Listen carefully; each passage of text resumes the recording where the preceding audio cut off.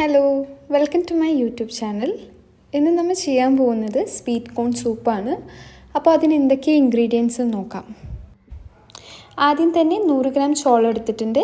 ഇതൊന്ന് ജസ്റ്റ് ഒന്ന് മിക്സിയിലിട്ടൊന്ന് ചെറുതായിട്ട് ഗ്രൈൻഡ് ചെയ്തെടുക്കാം.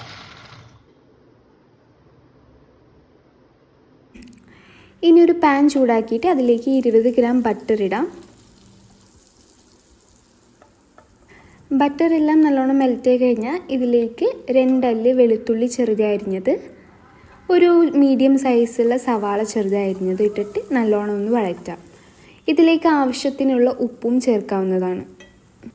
സവാള ചെറുതായിട്ട് വഴറ്റിക്കഴിഞ്ഞാൽ ഇതിലേക്ക് 20 ഗ്രാം ക്യാപ്സിക്കം ചെറുതായി അരിഞ്ഞതും, ഒരു മീഡിയം സൈസ് അല്ലെങ്കിൽ 40 ഗ്രാം ക്യാരറ്റ് ചെറുതായി അരിഞ്ഞതും, 2 ചെറിയ ബീൻസ് വട്ടത്തിൽ അരിഞ്ഞതും നമുക്കിതിലേക്ക് ചേർത്ത് ഒന്നും കൂടി നല്ലോണം വഴറ്റിയെടുക്കാം.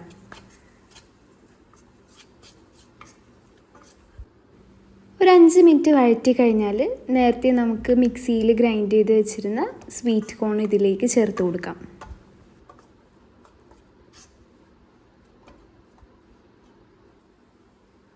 നല്ലോണം മിക്സായി കഴിഞ്ഞാൽ ഇതിലേക്ക് 2 കപ്പ് വെള്ളം അഥവാ 400 ml വെള്ളം ചേർത്ത് കൊടുക്കാം.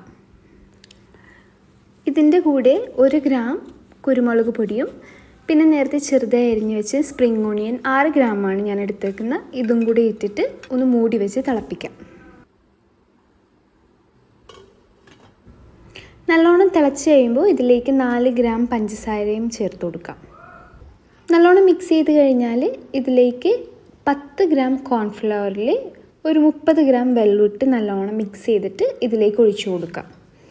ഇതെല്ലാം കൂടി ഇനി നല്ലോണം മിക്സ് ചെയ്തിട്ട് ഒന്ന് ചെറുതായിട്ടൊന്ന് തിള വരുമ്പോൾ നമുക്കിനി സ്റ്റവ് ഓഫ് ചെയ്യാം. ഇതിനി ചൂടോടെ സെർവ് ചെയ്യാവുന്നതാണ്. അപ്പോൾ എല്ലാവരും ട്രൈ ചെയ്യുക, എന്നിട്ട് അഭിപ്രായം ഷെയർ ചെയ്യുക. അപ്പോൾ thank you. Hello, welcome to my YouTube channel. ഇന്ന് നമ്മൾ ചെയ്യാൻ പോകുന്നത് സ്വീറ്റ് കോൺ സൂപ്പാണ്.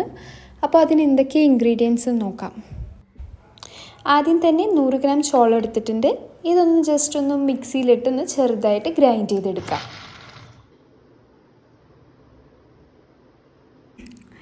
ഇനി ഒരു പാൻ ചൂടാക്കിയിട്ട് അതിലേക്ക് 20 ഗ്രാം ബട്ടർ ഇടാം. ബട്ടറെല്ലാം നല്ലോണം മെൽറ്റായി കഴിഞ്ഞാൽ ഇതിലേക്ക് 2 അല്ലി വെളുത്തുള്ളി ചെറുതായി അരിഞ്ഞത്, ഒരു മീഡിയം സൈസുള്ള സവാള ചെറുതായി അരിഞ്ഞത് ഇട്ടിട്ട് നല്ലോണം ഒന്ന് വഴറ്റാം. ഇതിലേക്ക് ആവശ്യത്തിനുള്ള ഉപ്പും ചേർക്കാവുന്നതാണ്. സവാള ചെറുതായിട്ട് വഴറ്റിക്കഴിഞ്ഞാൽ ഇതിലേക്ക് 20 ഗ്രാം